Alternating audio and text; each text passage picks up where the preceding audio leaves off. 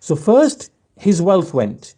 Then he was put to trial by way of his body. And what happened with his body is that every part of his body, every organ of his body became diseased, became sick, except for two. One was his heart and one was his tongue. So in other words, his entire body became diseased, his skin became diseased. There were issues with his skin. His skin became, it looked horrible. It looked scary to look at because of what happened to his skin. His internal organs, all of his organs, that would mean his liver, his kidneys, and all the various other organs, the spleen, they malfunctioned or they became diseased. Right? So everything, with the exception of his heart, which kept his body alive, and his tongue, by which he was able to remember Allah Azza wa Jal. He was able to remember Allah Azza wa Jal, and he was able to make tasbih of Allah, to extol him and glorify him, both in the morning and the evening, in the day and in the night. And this illness was so severe that the people began to loathe him. They began to hate him. They did not want to sit next to him. All of his friends, all of his associates and relatives, they wanted to be away from him. They couldn't stand to be next to him. And likewise, the relative, whether it was a relative or a distant person, they began to loathe him, began to hate him. So not only did he lose all of his wealth, he lost his health, and he lost his companionship, and his family, and his relatives. Not only did he lose them, they actually hated him and loathed him and didn't want to be near him. And so what they did, as Ibn Asakir continues, is that they expelled him from the city, from the place where he was living, in that town or in that city or in that dwelling, and they threw him outside on the outskirts of the city near a dunghill. So meaning that in the cities in those days, the rubbish and all of the things that people want to dispose of, and they would take it outside to the outskirts of the city.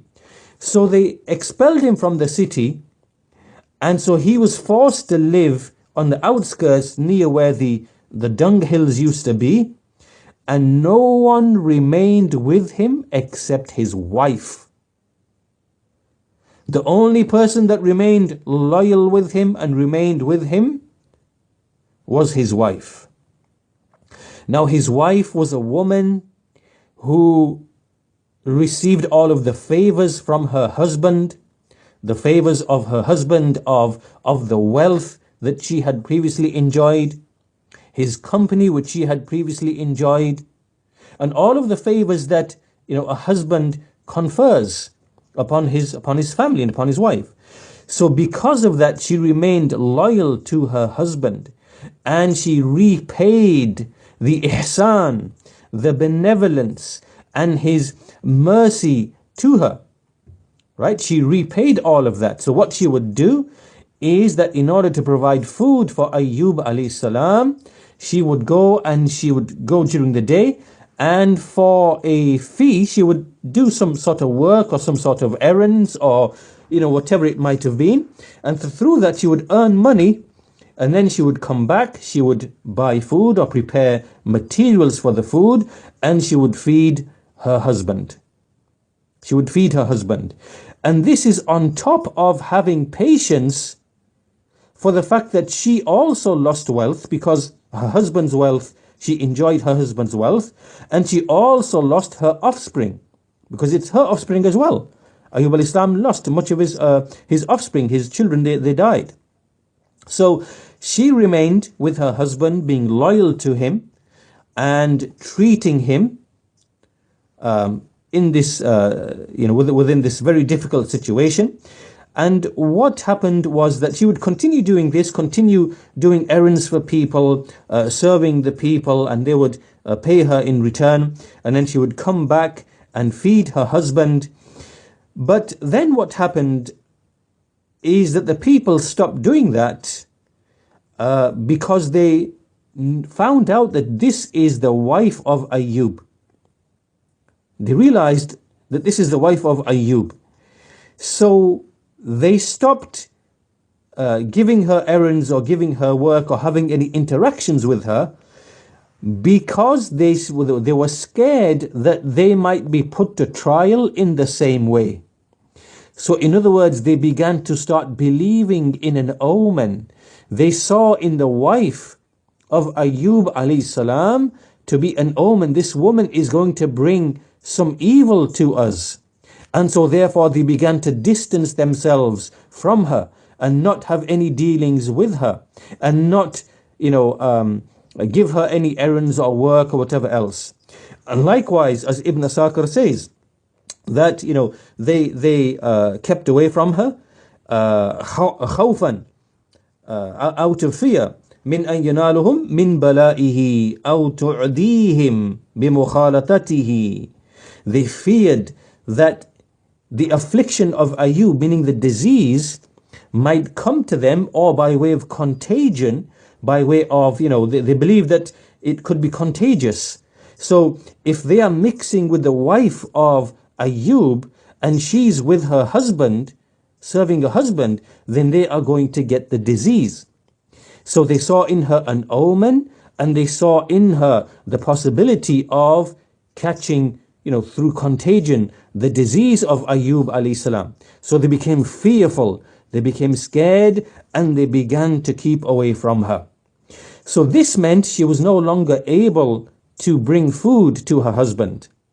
So then what she did is that she sought out some of the rich people, or some of the, daughters of the rich people, and she would cut off her the braid of her hair, her lengthy hair, and the braids and the plaits which could be sold to other people or affluent people. So she cut off one of them and sold it for quite some wealth, and then brought some food to Ayub alayhi salam. So Ayub alayhi salam said to her, "Where did you get this from?" Because he didn't want to eat it without knowing where did it come from. So she said, I served some people, and by way of that, I was able to bring this food. So the next day, once more, she found no one whom she could serve because everyone wanted to keep away from her. So then she cut off the plait or the braid of her hair and sold that. And then again she brought food. So Ayub alayhi salam, he swore that he's not going to eat the food until she tells him where she got it from. So then she unveiled the khimar from her head and showed Ayub alayhi salam that her head had been, the hair had all been cut off. And so at this point, Ayub alayhi salam, he made this dua, أني مسني الضر وأنت أرحم الراحمين, that, oh my Lord, evil has afflicted me, harm has afflicted me, and you are the most merciful of those who show mercy. So then Allah Azza wa Jal responded to the supplication when he told him, أركض برجلك هذا مغتسل بارد وشراب. Stamp your foot on this place here, and you will find that there will be a spring of water in which there is, water to drink. And so he did that, and what happened is, as occurs in the report, that he stamped in one place and a spring appeared, and he washed his body by way of that. And that cured the outward sickness, the illness on his skin. And then he went to another location and did the same thing, and this brought him another type of water which he was ordered to drink. And then when he drank this water, this gave him internal healing. So he was cured externally, and also internally by way of these two springs. The fourth benefit in this is specifically for the wives of the believers.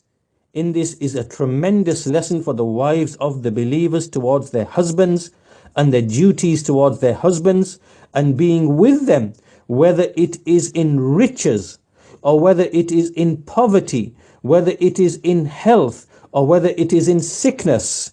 Look at the loyalty of the wife of Ayyub alayhi salam, that she is the only one, the only woman, the only person who remained with him all that time.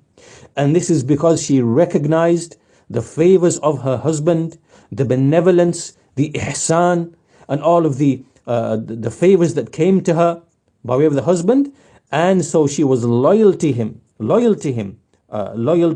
all of that.